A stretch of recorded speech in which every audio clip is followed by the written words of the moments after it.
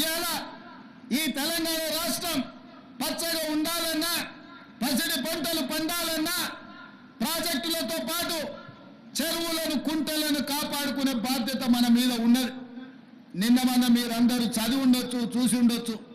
రేవంత్ రెడ్డి గారికి ఏమొచ్చిందయ్యా, హైడ్రా పేరు మీద మీ చెరువుల్లో విలాసవంతమైన విల్లాలు కట్టుకుంటే ఆయన నేల గూలుస్తున్నాడు అని. నేను ఒక్క మాట అడగదలుచుకునే వేదిక మీద నుంచి తెలంగాణ ప్రజల్ని, ముఖ్యంగా హైదరాబాద్ నగర వాసులని, 1908లో ఈ మహానగరం మీద వరదలు ఉప్పెనై కమ్మేస్తే వేలాది మంది ప్రాణాలు కోల్పోతే ఆనాటి నిజాం సర్కార్ మోక్షగుండం విశ్వేశ్వరయ్యను ఆర్కిటెక్ట్గా నియమించి 100 కోట్ల రూపాయల నాడు ఖర్చు పెట్టి ఉస్మాన్ సాగర్, హిమాయత్ సాగర్ ను నిర్మించిండ్రు. అనంతగిరి కొండల నుంచి వచ్చే వరదల్ని నిలువరించిన నీళ్లను ఈ మహానగరానికి తాగునీటి వసతులుగా ఏర్పాటు చేసింది. ఒకనాడు ఎక్కడి నుంచి హైదరాబాద్ నగరానికి తాగునీళ్ళు వచ్చేది కాదు. ఉస్మాన్ సాగర్, హిమాయత్ సాగర్ నుంచే లక్షలాది మంది హైదరాబాద్ బిడ్డలకు తాగడానికి నీళ్ళు ఇచ్చారు. హైదరాబాద్ దాహార్తిని తీర్చిన ప్రాజెక్టులు గండిపేట, హిమాయత్ సాగర్. ఇలాంటి ప్రాజెక్టుల చుట్టూతా బాగా సంపాదించుకున్న వాళ్ళు, ఆగర్భ శ్రీమంతులు ఫామ్ హౌజులు కట్టుకున్నారు. వాళ్ళు ఫామ్ హౌజులు కట్టుకుంటే మనకు అభ్యంతరం లేదు, వాళ్ళు సంతోషంగా ఉండడమే మనకు కావాల్సింది. కానీ ఆ ఫామ్ హౌజులలో ఉన్న డ్రైనేజ్ కనెక్షన్ లేదు. వాళ్ళ డ్రైనేజ్ తీసుకొచ్చి గండిపేట నీళ్ళలో కలిపిండ్రు. వాళ్ళు వాడిన డ్రైనేజ్ నీళ్లు గండిపేట నీళ్ళలో కలిస్తే ఆ నీళ్లు తాగడానికి నగరానికి ఇస్తున్నాం. నేను అడుగుతున్న మిత్రులారా, ఇవాళ మీరు చెప్పండి, ఎవరో బలిసినోడు కట్టుకున్న ఫామ్ హౌస్ డ్రైనేజ్ నీళ్లు గండిపేట తాగు నీళ్ళలో కలుస్తుంటే ఆ నీళ్ళని నగర ప్రజలకు తాగడానికి ఇస్తే ముఖ్యమంత్రిగా నేను వైఫల్యం చెందినట్టు కాదా? ఒక్కసారి ఆలోచన చెయ్యండి. భవిష్యత్ తరాలకు అందించాల్సిన బాధ్యత చెరువులు, కుంటలు, నాలాలను ఎవరెవరో ఆక్రమించుకుంటే వాళ్ళ ఆక్రమణలో చెరబడితే ఇవాళ నగరం మీద ఉప్పెనై వరదలు వస్తున్నాయి. ఆ వరదలు ఎక్కడికి వెళ్తున్నాయి? బస్తీలో ఉన్న పేదోళ్ళ ఇళ్లకు పోతున్నాయి.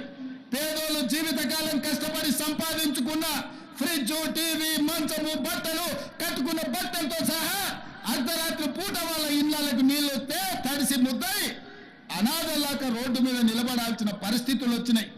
మున్నేరు వాగు పక్కన ఖమ్మంలో అయినా, వరంగల్ జిల్లాలో అయినా, హైదరాబాద్ నగరంలో అయినా, కృష్ణానది ఒడ్డున మునిగే ప్రాంతాలైనా దుర్మార్గులు ఆక్రమించుకున్న చెరువుల వల్లనే ఇవాళ వరదలు వస్తున్నాయి. అందుకే హైడ్రాను ప్రారంభించినాం. హైడ్రా స్పెషల్ టాస్కే ఈ చెరువులను ఆక్రమించిన వాళ్ళను చెరబట్టాలని, చెరబట్టిన వాళ్ళ నుంచి విడిపించాలని, అలాంటి వాళ్ళను అవసరమైతే చెరసాలకు తోలాలనేది నా ప్రభుత్వ విధానం. అందులో ఎంత గొప్ప వ్యక్తులున్నా, ఎంత మహామహులున్నా వాళ్ళు చెరువులను వదలక తప్పదు. అందుకే ఈ వేదిక మీద నుంచి గొప్ప వ్యక్తులకు నేను విజ్ఞప్తి చేస్తున్నా, అయ్యా ఆక్రమించుకున్న చెరువులను మీరే వదలండి, గౌరవంగా పక్కకు తప్పుకోండి, నీటిపారుదల శాఖకు అప్పగించండి, మీకేం కావాలనో పోయి దూరంగా కట్టుకోండి. లేకపోతే ఉన్న పలంగా నేల మట్టం కూలగొట్టే బాధ్యత నేను తీసుకుంటా. ఇవాళ ఎఫ్టీఎల్లో కానీ, బఫర్ జోన్లో కానీ, నాలాలలో అక్రమంగా నిర్మాణాలు ఏవైతే ఉన్నాయో వాటన్నిటినీ నిరభ్యంతరంగా మేము తొలగిస్తాం. మీరు ఎక్కడికి వెళ్ళినా, మీరు తాత్కాలికంగా కోర్టుల నుంచి ఏమన్నా తెచ్చుకున్నా న్యాయస్థానాలలో కూడా కొట్లాడి ఆ స్టేలను వెకేట్ చేయించి మీరు ఆక్రమణలు తొలగిస్తాం. ఇదే కాదు, ఇవాళ